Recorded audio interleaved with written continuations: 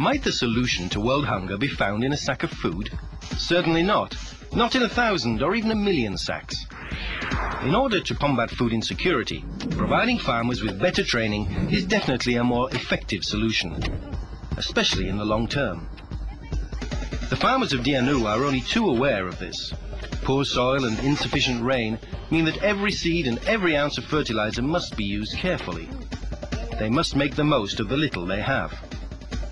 All of a sudden, they're back at school.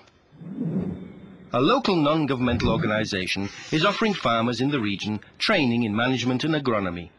The aim is clear: increase the productivity of the fields and become more organized.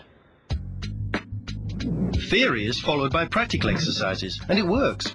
Before, the farmers just planted and tended their crops. Now they're also planning ahead, managing, coordinating, ensuring subsistence, selling. In other words, they've been introduced to sustainable development. Food assistance can be very efficient if it is combined with other interventions that are more long-term and sustainable. And once you move away from the emergency period, the crisis when you need to save lives, you now need to look beyond people returning to normalcy. Of course, there are famines and emergency humanitarian crises when we must respond quickly and deal with the most urgent things first, acting with solidarity and listening to our hearts. But in the real fight against food insecurity, some thorough, in-depth work is needed, in the form of the European Union's cooperation work with partners in each country concerned. Listen to your heart and your head. The problems linked to famine are complex, and so are the solutions, but those solutions can be achieved.